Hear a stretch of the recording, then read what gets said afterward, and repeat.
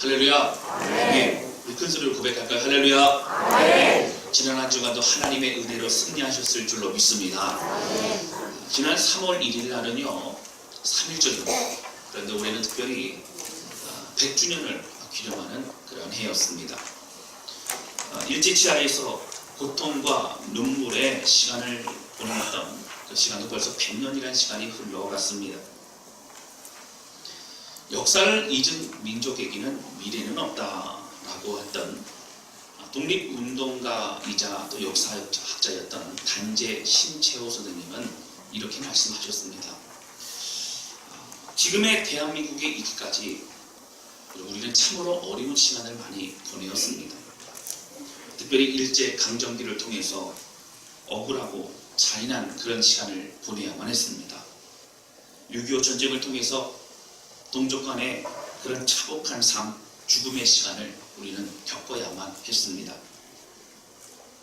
그리고 분단이 된 이후에 계속적인 아픔과 그리고 서로 간에 촛불을 겨눠야 되는 그런 상황을 우리는 계속 지속되고 있습니다.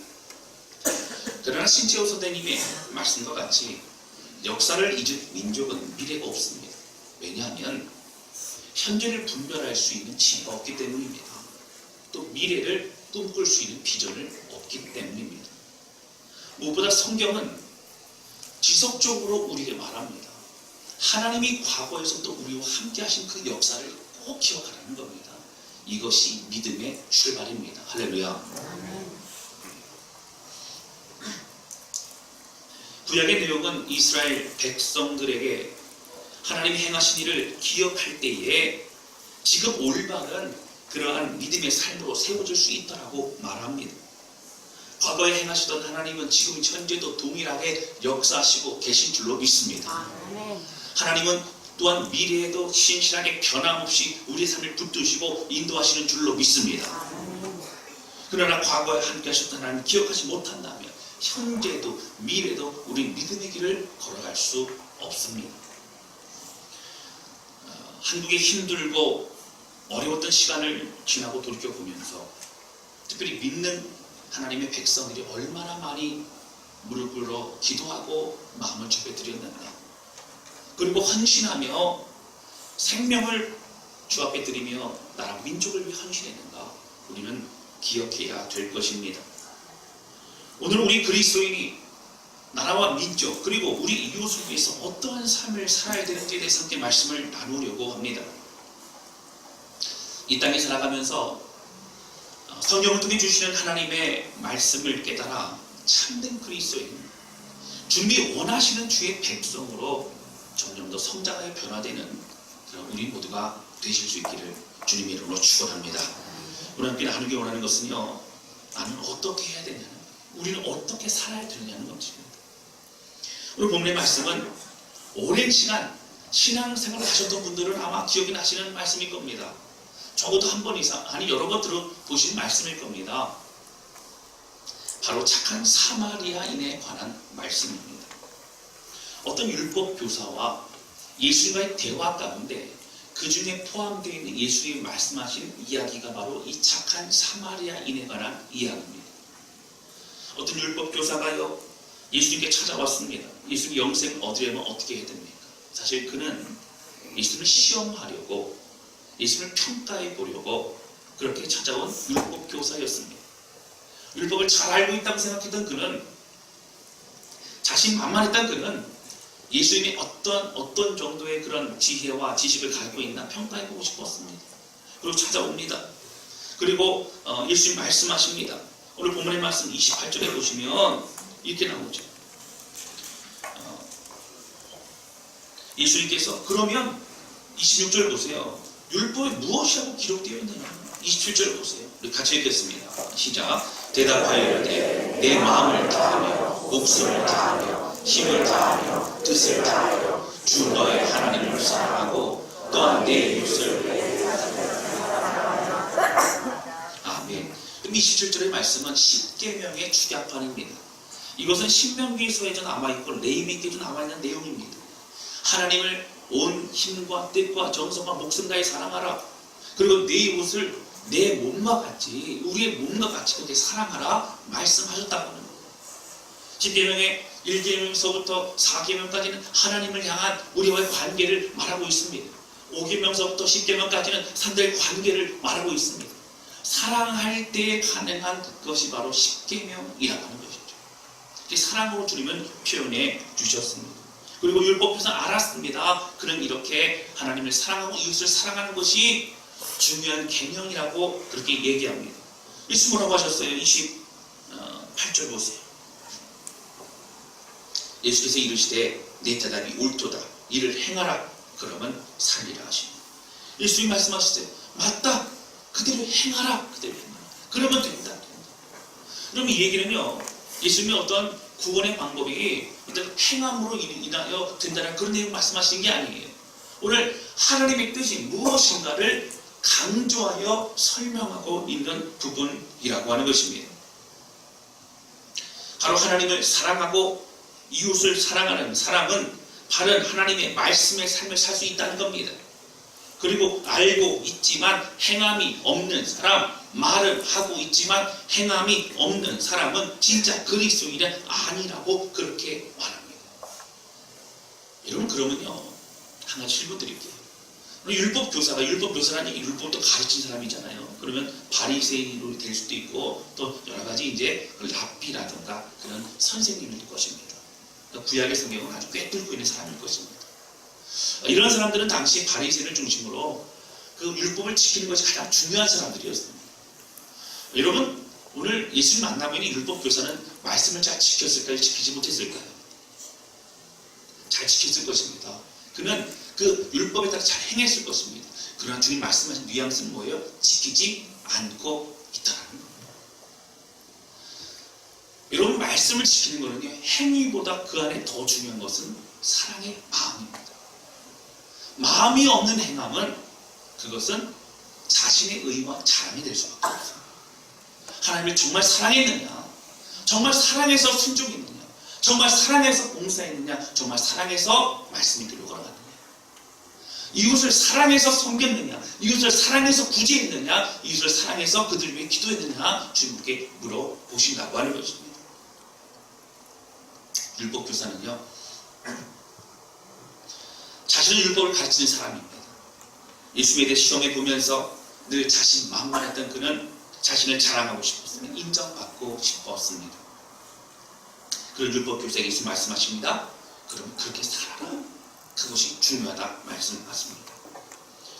여러분, 사실 많은 사람들이요, 오늘 말씀의 율법교사와 같이 말씀을 잘 알고 있다고 생각합니다. 여러분, 적어도요, 성경에 나오는 여러 가지 내용들, 그리고 신앙상의 어떤 것인지는 우리가 많이 익숙해 있습니다.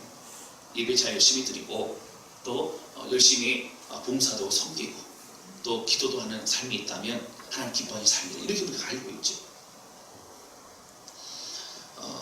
그러나 정작 그렇게 살지 못하는 것, 알고 있지만 하나님이 원하시는 사랑하는 그 마음으로 섬기며 하나님 예배하며 살아가고 있지 못하는 것이 우리들의 모습이라고 하는 것입니다. 우리 현 시대의 사람들은요, 그 어느 때보다도 개인주의적인 삶을 살고 있습니다. 무한경쟁 시대에 특별히 우리들의 삶의 목표가 무엇입니까? 여러분, 세상의 사람들의 삶의 목표가 무엇이에요? 남보다 더 잘 먹고 사는 것이 중요한 문제입니다. 남보다 더 좋은 곳에서 살고자 하는 것이 더 큰 중요한 문제라고 합니다. 이런 풍조가 교회 안에도 들어오게 됩니다.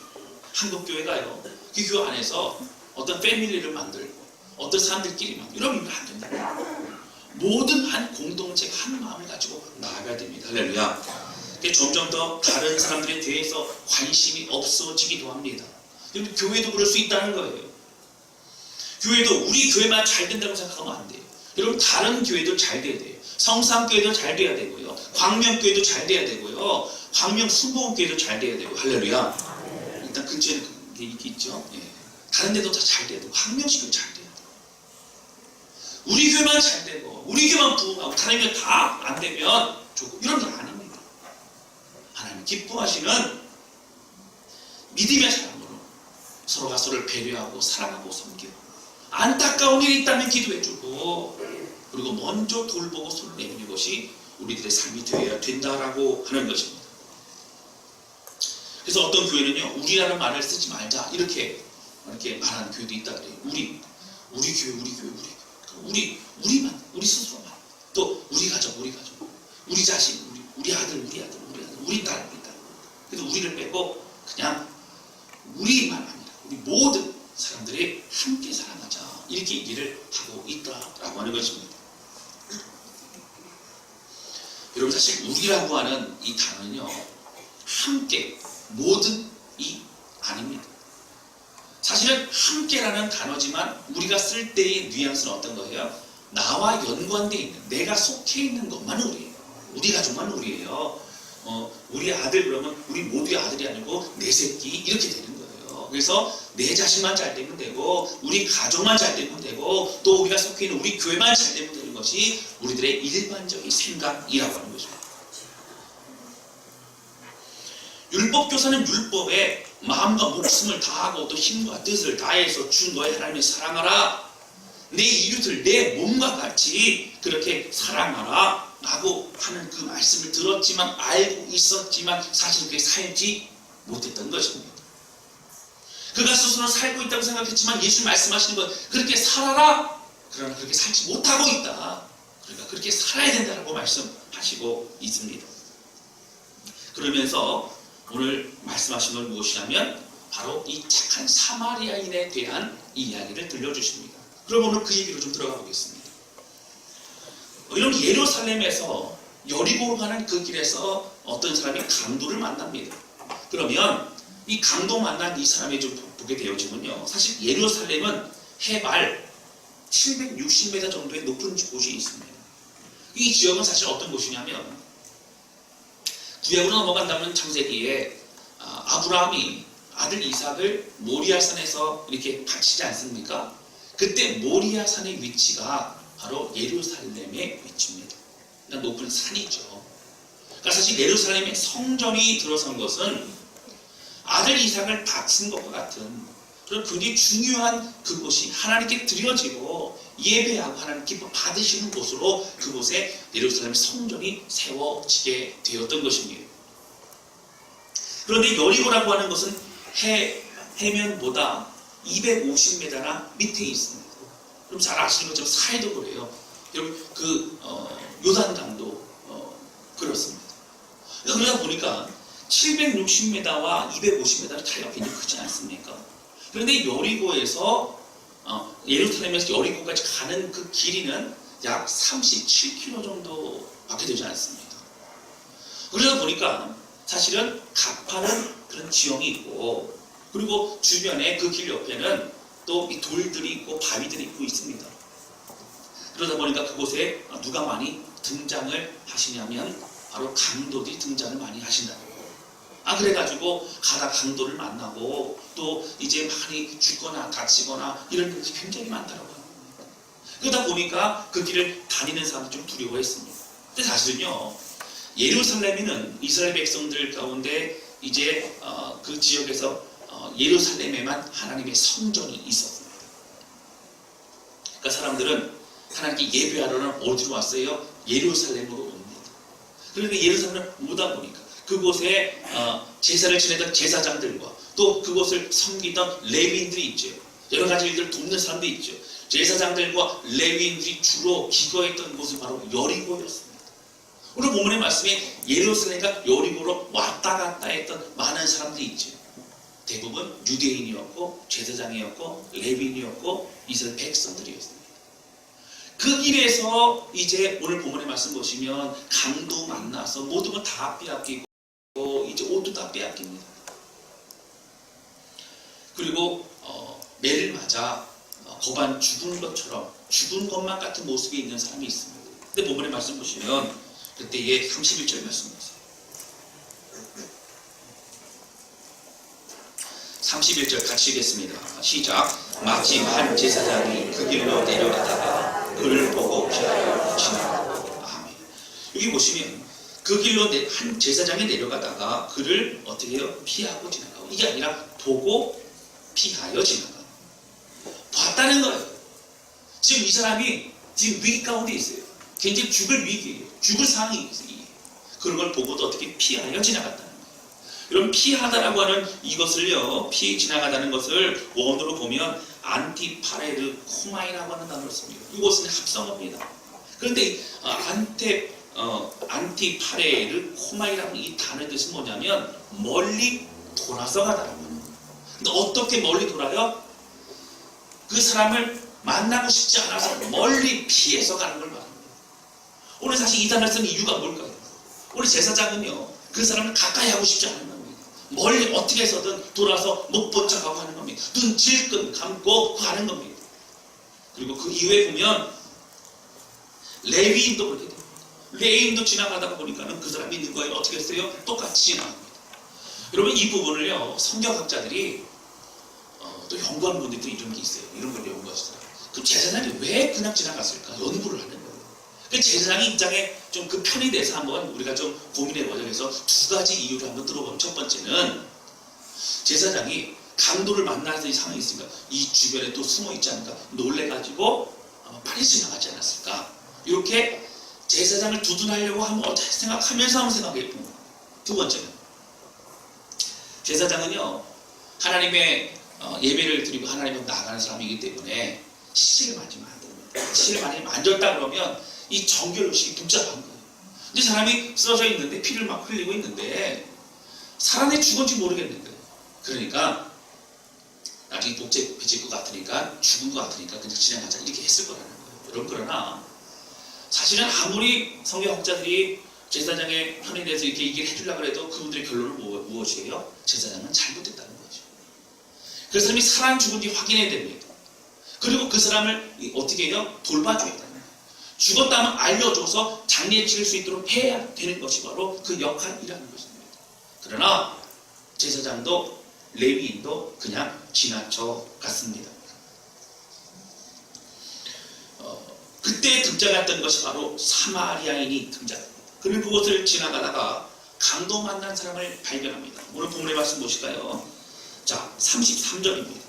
33절, 34절 우리 같이 읽겠습니다. 시작. 어떤 사마리아 사람은 여행하는 중 거기 이르러 그를 보고 불쌍히 여겨 가까이 가서 기름과 포도주를 그 상처에 붓고 싸매고 자기 짐승에 태워 주막으로 데리고 가서 돌보아 주니라. 아멘.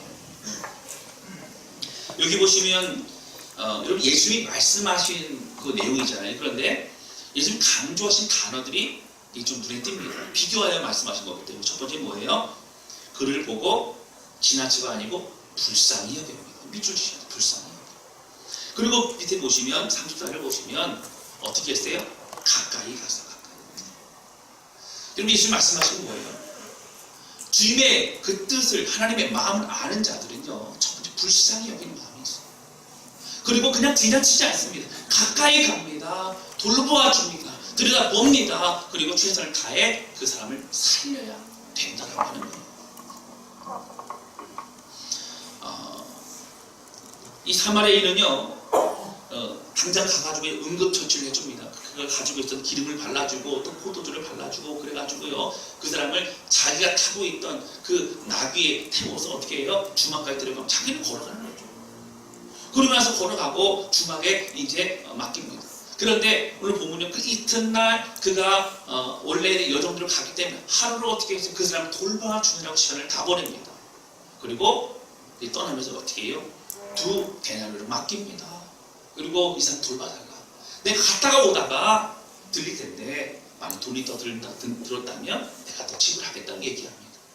밤새 이제 간호를 하다 보니까 이 사람이 살아날 수 있을 것 같다. 그래서 내가 이 정도면 갔다 오면 될 것 같다. 이런 마음이 들었던 것 같아요. 어쨌든 바로 최선을 다해서 그런 모든 것을 이제 지불하면서도 그렇게 섬기고 있는 모습을 볼 수 있다라고 하는 것입니다. 우리는 이 부분을 보면요, 이 사마리아 특별한 사람입니다. 아니 부자인가 보다, 아니 마음이 넓은 사람인가 보다, 그럴 수 있어요. 여러분, 사실 오늘 예수님이 사마리아인을 굳이 말씀하신 이유가 있어요. 특별히 제사장과 레위 그리고 사마리아인을 그렇게 비교하신 이유는 적어도 유대인들이 적용하는, 유대인들 스스로가 자랑하는 제사장과 레위인이라고 하는 그 사람들이, 또 바리새인들과 종교 지도자라고 하는 사람들이, 또 믿는 사람들이 오늘 저주하고 더럽다고 하고 상종하지 않는 사마리아인보다도 못한 그런 순종과 그 삶을 살고 있다는 것을 그렇게 드러내 보여준 것이라고 하는 것입니다. 여러분, 사마리아인들은요, 혼혈 민족이라고 생각합니다. 그래, 더럽다고 생각합니다. 하나님 제대로 믿지 않는다고 생각합니다. 그리고 괄시합니다. 가까이 하지 않습니다. 그러나 적어도 그들은 그분들의 마음을 가지고 그 감동하는 사람을 돕고 있다라고 하는 것입니다. 제가 앞에서 말씀드렸지만 오늘 제사장과 레위인과 또 이 사마리 사람과는 분명히 다른 것이 있어요. 무엇이 있을까요?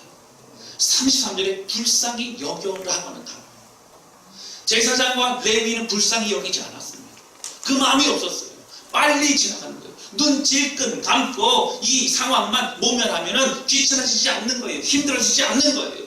그러나 사마리아인은 이 상황이 내가 해결해야 될 내 상황으로 받아들인 겁니다.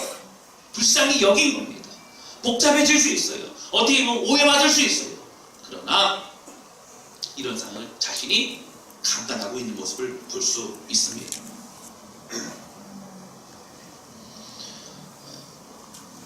여러분, 그 누구보다도 가장 돌보고 아끼고 본이 되고 먼저 헌신해야 될 말씀의 지도자와 또 믿음의 사람들은 제사장과 레위인들이었고 유대인들이었어요.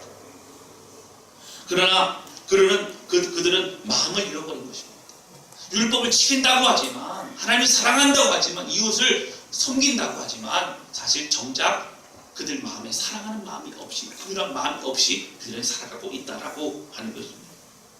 오늘 이것을 지적하시는 겁니다. 율법 교사라고 하는 사람이 예수님께 나와 예수님 시험하며 물어보고, 그리고 어떤 사람이 우리에게 이웃입니까라고 물어보면 그 마음 가운데 정말 너는 이웃을 사랑하느냐 물어보고 계시다고 하는 것입니다. 정말 율법과 말씀을 잘 지키는 사람은 사랑으로 섬기는 사람이고 하나님을 사랑하며 그리고 이웃을 사랑하는 사람입니다. 할렐루야. 내 일과 같이 그 사람의 상함과 아픔과 고통을 내 것이라고 생각하고 내 일과 같이 돕고 섬기는 사람입니다. 그런데 여러분, 불쌍한 마음, 긍휼한 마음, 그 마음을 가지고 정말 시장과 섬기는 것은 오히려 하나님을 잘 섬기는 거예요. 사람들은요, 나눠 생각합니다. 하나님을 잘 섬기는 것, 이웃을 섬기는 것 다르다고 생각해요. 여러분, 그렇지 않습니다. 이웃을 잘 섬기면요, 하나님 말씀하세요. 내 눈물과 내 마음을 알아주었구나. 할렐루야. 내 눈물이 가는 곳에, 내 눈이 가는 곳에 너도 함께 있구나. 우주를 통하여 주님의 그 안타까운 그 마음의 심령을 우리를 통하여 일하시게 하신다. 기뻐 받으신다고 하는 거예요. 할렐루야. 사랑하는 성도 여러분, 오늘 본문의 말씀에 나오는 제사장과 레위인들은 특별한 사람 아니에요. 우리 모두입니다. 목회자인 저서부터 시작해 우리 모든 성도들이에요. 예수 그리스도로 구원받아 믿음의 삶을 살고 있는 우리 모든 모습입니다. 여러분, 우리는 예수님의 보혈로 구원받았습니다. 이미 엄청난 것을 받은 사람입니다. 이미 우리는 구별된 사람이고 이미 우리는 구원받은 사람이고 우리는 자부합니다. 그런데 문제는 무엇입니까?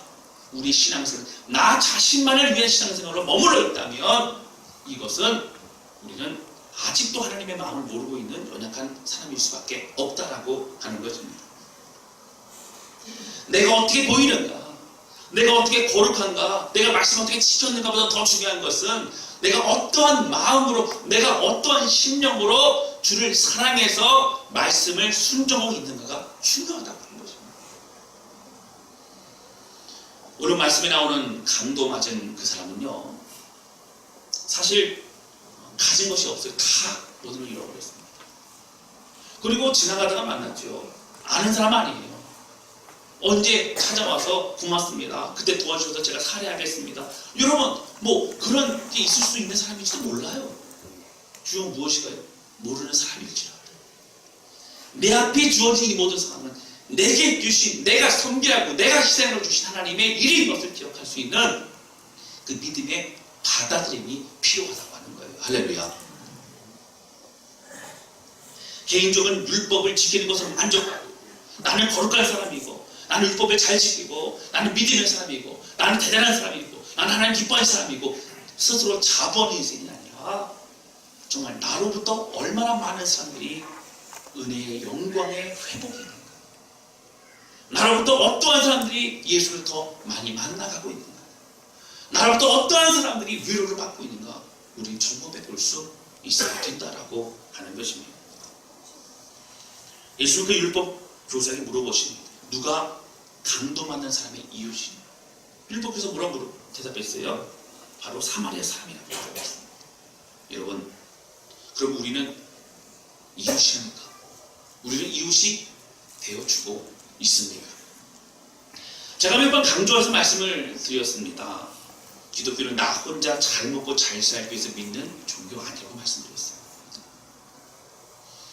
그걸 위해서 기도하고 예배는 종교 공동체가 아니라고 말씀드렸습니다. 여러분, 우리 눈앞에 보이는 잘 먹고 잘 사는 문제는 이미 우리가 받은 생명과 이미 우리가 받은 사랑과 비교하면 아무것도 아니에요.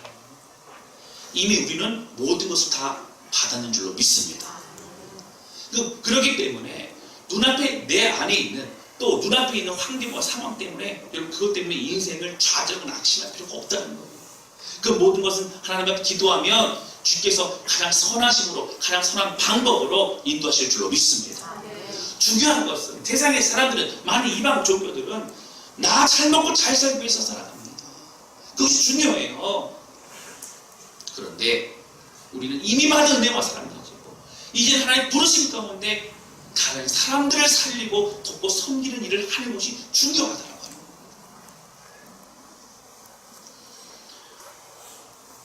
여러분, 우리 한국 교회는요, 여전히 우리 집, 우리 자식, 우리 교회를 위해서만 기도해요. 나라를 위해서 기도하는 기도가 많이 적어졌어요.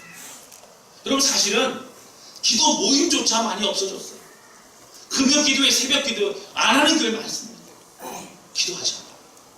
정작 그 시간만이라도 여러분 기도했으면 그 시간도 기도하지 않습니다. 다른 사람이 기도 제목 생각나지 않습니다. 교회의 눈물로 기도하고 나라를 위해 기도하고 헌신하는 기도, 그 시간 답답하고 익숙하지 않다고만 얘기합니다. 특별히 내가 속해 있는 곳, 내가 직접적 연관이 있는 곳만 우리 기도의 대상이라고 생각하기도 합니다. 여러분, 이것은 이기적인 신앙 생활입니다.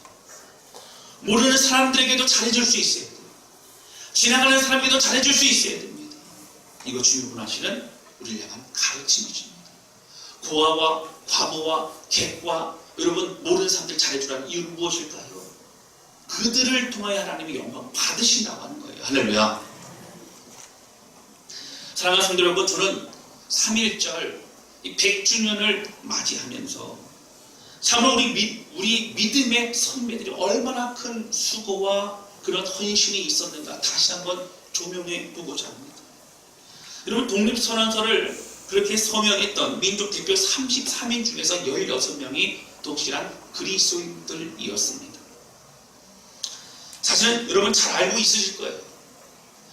당시에 우리나라 인구 중에 예수 그리스도를 믿는 그리스도인들은 2%밖에 되지 않았습니다. 그러나 실제적으로 3.1운동이 일어나고 어떤 그런 일이 있을 때에 실제적으로 영향력을 미치고 주도하고 애쓰고 수고했던 사람들이 주로 어떻게 20% 이상이 됩니다. 무슨 얘기일까요? 믿는 그리스도인들이 되고 나섰다는 거예요. 헌신했다는 거예요. 구경만 하지 않았다는 거예요. 우리의 목숨을 주님께 드리면서 그렇게 나라를 구하기 위해 나섰다라고 하는 것입니다. 어떤 목사님들은 이렇게까지 얘기하시는 분들도 있어요. 3.1운동은 모든 일제치하에서의 독립운동은 다 우리 그리스도인이 다 했다. 그럼 사실 그렇지 않아요. 스님도 하셨고 그리고 뭐 다른 종교도 했어요. 그런데 제가 이 얘기 말씀드린 이유는 뭐냐면 많은 그리스도인들이 말씀을 읽고 신앙생활을 하면서 나라가 어려움이 있을 때 외면하지 않았다. 다른 사람의 고통과 아픔, 그 나라의 백성의 눈물과 피 흘림을 보면서 외면하지 않았다는 거예요.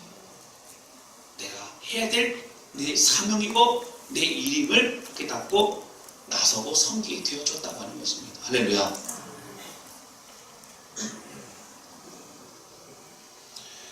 여러분 우리가 잘 알고 있는 유관순 열사도 독실한 그리스도인이었습니다. 그는 할아버지와 아버지가 이미 그리스도인이었고 온 집안이 신앙생활을 했습니다. 유관순의 아버지 유중권이라는 분은 또 학교를 세우고요. 그리고 또 교육과 교회에 굉장히 중요하게 생각합니다. 신앙생활 중요하게 생각합니다. 그래서 바로 이러한 믿음이 유관순에게도 이어지게 됩니다. 이 유관순이 평소에 방학 때면 뭘 했냐면요, 주로 집안일도 하고 교회가 살면서 교회 봉사하고 교회 청소하고 같이 예배하고 이런 모습을 했던 것이 바로 유관순 열사였습니다. 그런데 이 유관순이 선교사 앨리스 샤프라는 사람을 만나게 되고요. 또 이호 학당의 교장이었던 룰루 프라이라는 사람을 만나게 됩니다. 그러면서 참 귀한 자매인데 열심히 신앙을 사람 이러면서 서로 이제 연결이 된 것 같아요. 그래서 이호 학당이라고 하는 곳에 들어가 공부를 하게 됩니다. 근데 이호 학당 들어가서도 정동교회 손정도 목사님을 만나서 그의 가르침과 설교 말씀을 위해서 그의 신앙이 더욱더 자라나게 돼요. 그리고 신실한 그리스도인이었던 박인덕 선생님의 영향을 받습니다. 그래서 그는 믿음과 신앙의 힘으로 이 나라를 구해야겠다라고 생각합니다. 그리고 3.1 만세 운동 그 자리에서 이제 대한독립 만세를 외칩니다. 그의 나이가 만 17세였습니다. 3.1 운동 3월 1일 이후에 계속적으로 이제 곳곳에서 만세 운동이 일어나면서 서울에서는 3월 10일 날 휴교령이 떨어집니다. 학교를 갈 수 없죠. 그때 유관순은 고향으로 돌아갑니다. 그리고 돌아가서 충청도 지역에 있었던 그 연기, 청주, 진천까지 다니면서 동지들 모으기 시작합니다. 그의 나이가 만 17세였을 때입니다. 그리고 어디서 우리가 모여서 만세를 할까 생각하다가 큰 장터였던 천안의 아운의 장터. 그래서 장이 서던 4월 1일 날 그들이 함께 모여서 만세를 부르게 됩니다. 근데 그때 당시에 그럼 3,000명이라고 하는 3,000명 이상의 사람이 모여서 그 아운의 장터 병천에서 만세 운동이 있었습니다. 그 전날 밤이었어요. 이제 4월 1일 되기 전날 밤 3월 31일 날 유관순 열사는 매봉산에 올라가서 하나님께 기도합니다. 그 기도를 제가 읽어드릴게요. 오 하나님이시여, 이제 시간이 임박하였습니다. 원수 외를 물리쳐 주시고 이 땅의 자유와 독립을 주소서. 내일 거사할 박 대표에게 더욱 용기와 힘을 주시고 이 민족이 행복한 땅이 되게 하소서. 주여 같이 하시고 이 소녀에게 용기와 힘을 주옵소서. 대한독립만세, 대한독립만세. 여러분 그렇게 눈물로 기도하게 됩니다. 사랑하는 성도 여러분, 우리가 알고 있는 오늘 이 유관순 열사의 이야기를 들으면서 유관순 열사는 특별한 사람이고 또 특별한 사람이고 특별한 애국자고 이렇게 생각해서는 안 됩니다. 똑같은 믿음 생활을 하고 있는 우리의 삶이 독일 하나님이 주시는 마음을 받을 수 있어야 돼요. 여러분 정말 우리가 살아가야 될 것은 이제 다른 사람을 섬기고 돌볼 수 있는 그런 사명의 삶을 우리는 살아가야 되는 줄로 믿습니다. 할렐루야. 하나님이 주신 마음으로, 하나님이 그 마음으로 눈물이 가는 그곳으로 백성들의 고통과 눈물을 볼 수 있는 눈이 있어야 돼요. 오늘 제사장과 레위인이 그냥 지나가는 것이 아니라 보고 긍휼한 마음을 가지고 불쌍한 마음을 가지고 가까이 가서 치료해주고 도와주었던 사마리아처럼 우리도 당연히 그런 삶을 살아가야 된다는 겁니다. 제가 지난주에 오후에 세미나를 함께 했었습니다. 여러분 기억하실 거예요. 선택받은 민족이라고 하는 것은 구원받은 백성, 구원받은 또 교회 공동체라고 하는 것은 우리는 구원받았으니까 이제 됐다라고 말하는 것이 아니라 그것이 우리 자랑이 아니라 우리의 사명으로 받아들여서 이제는 밖으로 나아가 그들을 위로하고 섬기고 사랑하는 사람이 되는 것이 우리의 사명이라고 제가 말씀드렸어요. 고로 선택받고 구원받은 우리는 이제 사명받은 사람이요. 이제는 나 위해 살아가는 인생이 아니라 나를 구원하시고 책임진 하나님 앞에 우리 삶을 드리는 인생이 되어야 된다고 제가 말씀드렸었습니다. 할렐루야. 여러분 기억나시죠? 할렐루야. 네. 그러나 여전히 한국교회는 어떻습니까? 우리는 어떻습니까? 자신의 안위만을 생각하고 내가 힘들면 다 힘든 거고 내가 기쁘면 다 기쁜 거고 옆 사람의 눈물과 옆 사람의 기쁨을 느낄 수 없는 것이 우리들의 모습이기도 합니다. 자기 중심적인 신앙생활을 하고 있기도 합니다. 하나님의 말씀과 그분의 마음을 전혀 모르고 있는 것입니다. 아직 신앙생활을 하신 지 얼마 안 되신 분들은 열심히 배우시고 기도하시고 성장하시게 됩니다. 그러나 적어도 5년, 10년, 20년, 30년 되신 분들은 우리의 삶이 방향이 완전히 바뀌어져야 돼요. 우리 자신을 위해 살아가지 않으면 뭔가 손해볼 것 같습니다. 여러분 아닙니다. 주의 사명 이루며 살아가면 우리의 인생은, 우리의 가정은 하나님이 특별하게 더욱더 책임질 줄로 믿습니다. 주를 위해 사는 것이 중요한 부분을 오늘 이 말씀을 가지고 우리는 불쌍히 여기고 바라보고 그리고 다가가고 눈에 띄고 그들을 위해서 돕고 섬길 수 있어야 합니다. 이것은 이제 우리 선택이 아닙니다. 우리가 짊어지고 가야 될 우리 십자가고 우리 사명이라고 하는 거예요. 할렐루야. 저는 이 말씀 주면 그 생각을 합니다. 예수님 말씀하셨죠? 나를 따라오려거든 어떻게 하라고요? 두 가지. 첫 번째, 날마다 자기를 부인하고 또 뭐 해야 돼요? 자기 십자가를 지고 따라가요. 그러니까 눈앞에 보이는 상황은 어떤 상황이에요? 내가 짊어져야 될 십자가구나. 할렐루야. 볼 수 있어요. 그럼 우리 보통 어떻게 하죠? 눈 질끈 감고 못 본 척하고 이렇게 지나가면 될 것만 같아요. 될 것 같아요. 그러나 하나님은 그것을 보고 긍휼한 마음을 가지고 가까이 가는 그 사람을 찾으신다고 하는 거예요. 여러분 만약에요 우리 믿음의 선조들이 생명을 불살라 그렇게 헌신하지 않았다면 지금 우리 대한민국은 어떻게 될지 우리는 상상할 수 없습니다. 하나님은 그 하나님의 마음을 알고 순종한 자들을 통하여 큰 일을 이루시고 있다라고 하는 거예요. 할렐루야. 여러분 나라와 민족을 위해서 기도해야 됩니다. 그리고 헌신해야 돼요. 여러분 만약에 일제강점 같은 시간이 찾아온다면 아니면 전쟁이 일어나면 여러분 어떻게 하시겠어요? 총 들고 나가야 돼요. 싸워야 됩니다. 민족을 구해야 됩니다. 그리고 눈물로 기도해야 됩니다. 그리고 우리 마음을 접해 드려야 돼요. 할렐루야. 힘 있는 사람들 이렇게 나가고 젊은 사람들 나가라고 하지 마시고 우리 모두 나갈 수 있어야 돼요. 할렐루야. 하나님의 중요한 성품 중에 하나가요. 사랑만 얘기하는 거 뭐가 있어요? 공의가 있고 정의가 있고 자유가 있어요. 이 땅에 공의와 정의가 하수같이 흐르는 그런 나라를 하나님이 원하시다고 하는 거예요. 그것 누가 해야 돼요? 우리가 해야 돼요. 우리가 섬겨야 돼요. 우리가 사랑해야 돼요. 우리가 베풀고 헌신해야 합니다. 신앙생활을 오해하시는 분들이 있어요. 하나님만 사랑하고 하나님만 좋아하고 하나님 가까이 있고 하나님께 예배만 드리고 그럼 다 됐다. 나 행복하다. 여러분 아니에요. 이제는 눈을 들어 하나님의 시선이 가 있는 그곳에 하나님 눈물 흘리는 그곳에 우리도 함께 갈 수 있어야 된다고 하는 것입니다.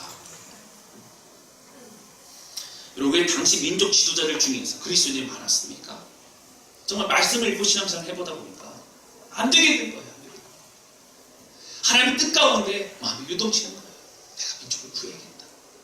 내가 힘들고 어렵더라도 다른 눈물을 흘리고 피 흘리는 자들을 내가 그들을 위해서 헌신해야겠다는 마음을 갖게 되어졌다라고 하는 것입니다. 여러분 예수님이 이 땅에 오셔서 뭐 하셨어요? 구약에 보면 이사야서 61장에 보면 예수님이 이 땅에 오셔서 하실 일들에 대한 예언이 되어 있죠. 제가 일부만 좀 읽어드릴게요. 이사야서 61장 1절 2절인데요. 주 여호와의 영이 내게 내리셨으니 이는 여호와께서 내게 기름을 부으사 가난한 자에게 아름다운 소식을 전하게 하려 하십니다. 나를 보내사 마음이 상한 자를 고치며 포로된 자에게 자유를 갇힌 자에게 누임을 선포하며 여호와의 은혜의 해와 우리 하나님의 보복의 날을 선포하여 모든 슬픈 자를 위로하되 무릇 시온에서 슬퍼하는 자에게 화관을 주고 그 죄를 대신하며 기쁨으로 또 기름을 바르니 이렇게 나옵니다. 여러분 이 얘기 들으시면서 영적인 것을 해석하셔서 복음 전에서 그들이 참 영적인 자력을 어떻게 해야겠다 이러면 이걸로 끝나면 안 돼요. 갇힌 자가 있다면 그들을 위해서 헌신해야 돼요. 힘들고 억울한 자가 있다면 그들의 억울함을 풀어줄 수 있어야 돼요. 배고픈 자가 있다면 그들에게 빵을 나눠줄 수 있어야 됩니다.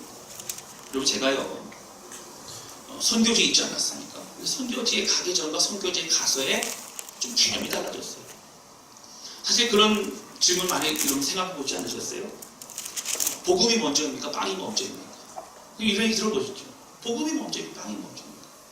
그럼 먼저일 게 없어요. 먼저 제가 가보니까 당연히 복음 전해야 돼. 복음 잃어버리면 안 돼. 복음을 전해야 돼. 그런데 앞에 굶어 있는 사람에게